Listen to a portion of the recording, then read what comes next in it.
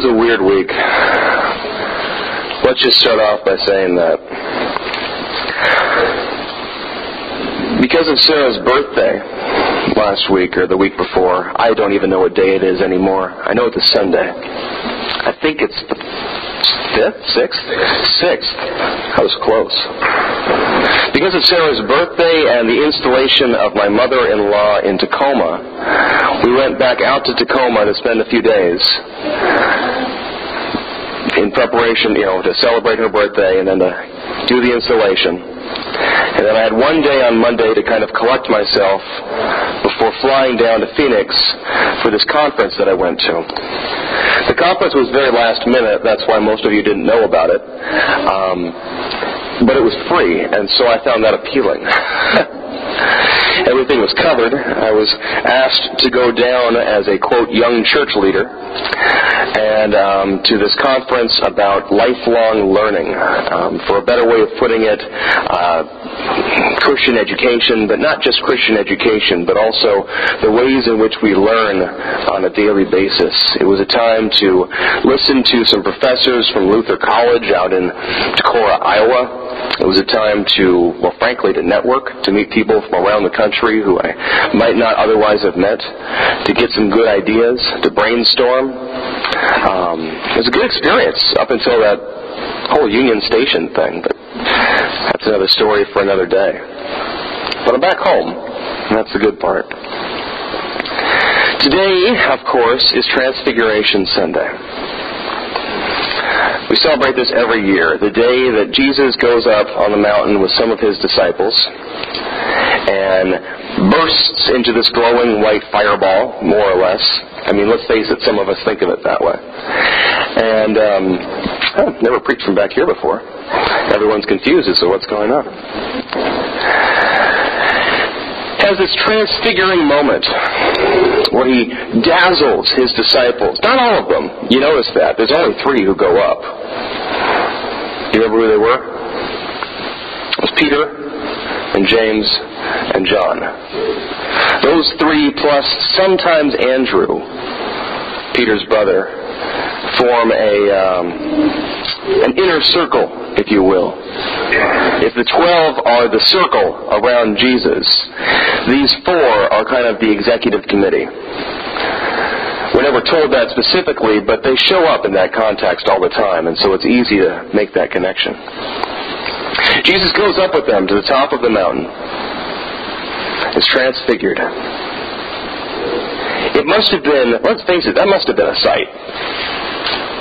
Right? I mean, it's not every day that your teacher and one of your best friends calls you up to a mountaintop and then bursts into this transfigured moment and then is standing next to Elijah and Moses. I would dare say that even for the disciples, there had to have been at least a moment of a shock. Can we grant that? Even for them, just for a moment, there had to have been a, whoa. Did not see that coming. That kind of thought from them. And it makes sense in this magnificent moment that Peter says what he says. What does Peter say? It is good, Lord, for us to be here. Let us make 3 dwellings, or as JB pointed out this morning in the Bible study group, 3 tents, what's the word I want? Booths. Thank you. 3 booths. 3 places for us to seek shelter and to remain in the presence of this beautiful moment. It makes sense. Given everything that they've been through up to this point, and given the fact that, you notice the very first verse it says, what's the very first verse today? The very first words. 6 days after this. Did you notice that? 6 days after this, Jesus takes these disciples up to the mountaintop. Do you know what after this refers to? It refers, rhetorical question, see if I can give you the answer. It refers to Jesus telling the disciples that it is his destiny to be crucified. That is his destiny as the Son of Man to die. And then 6 days, and Peter says to him, "Say it isn't so." And Jesus rebukes him. Everybody's confirmation classes are coming back to them right now.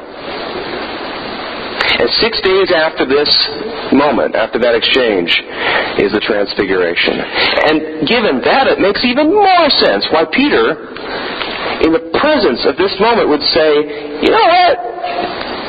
The whole let's go to Jerusalem, get crucified thing, it doesn't look as good in comparison. Let's stay here. Please?" You can't blame Peter for thinking that. But Jesus says no. He says no, we must continue on. As always, he is focused on Jerusalem. He is focused on what he knows he must do. He knows that as good as that moment is, there is more to come.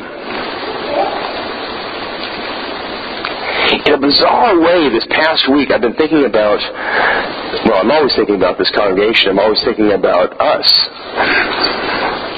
But in a bizarre way, this story was really hitting me this week.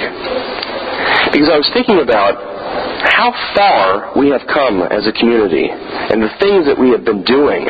How exciting that is. And how tempting it would be to just sit there in that and say, okay, well, it's good now. It's enough. Let's stop and let's just sit and coast and not worry about anything else.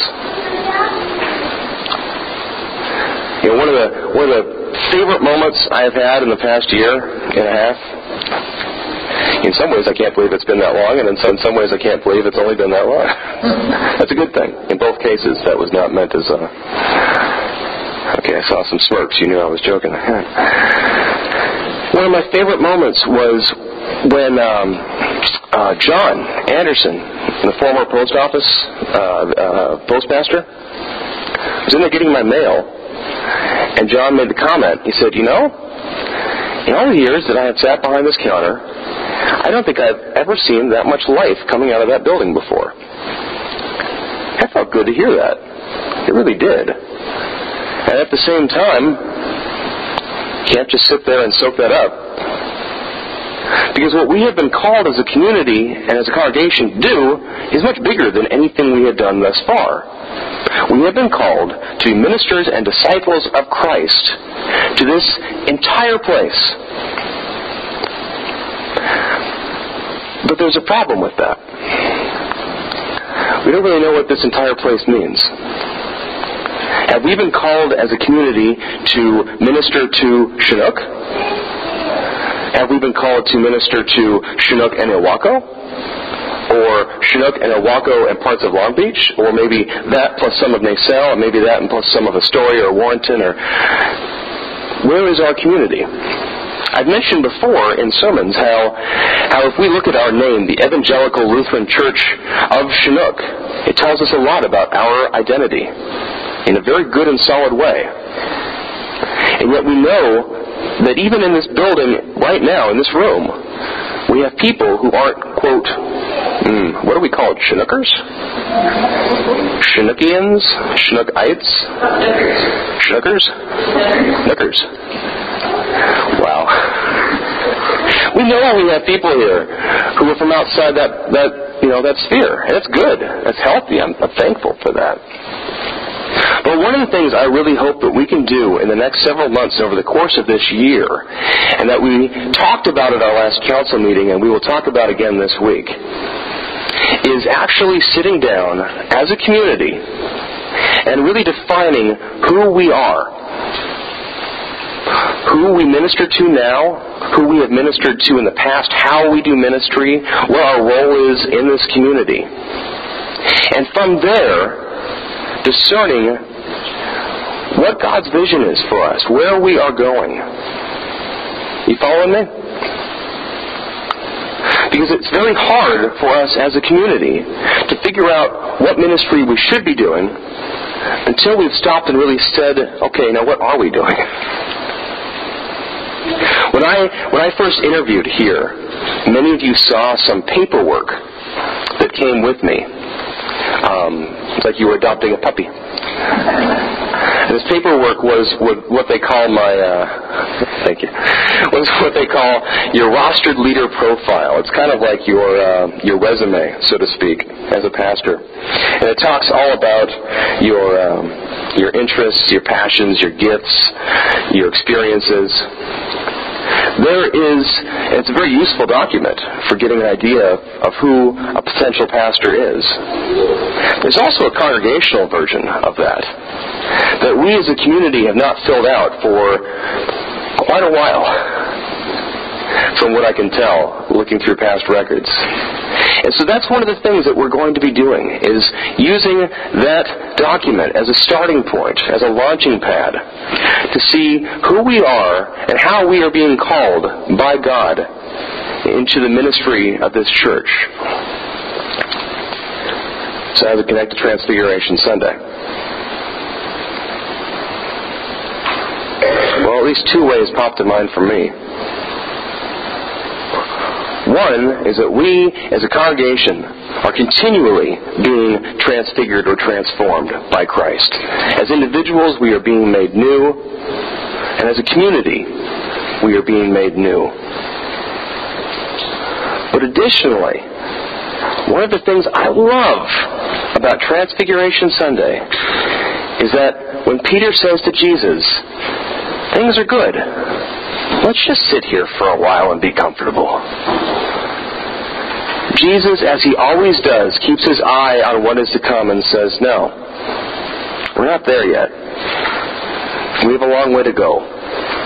And we will get there. And we will get there together." And the great news is he has a similar call for us. And the other great news is he's already taken care of the whole crucifixion, resurrection element. All we have to do is be his hands in this community. Amen.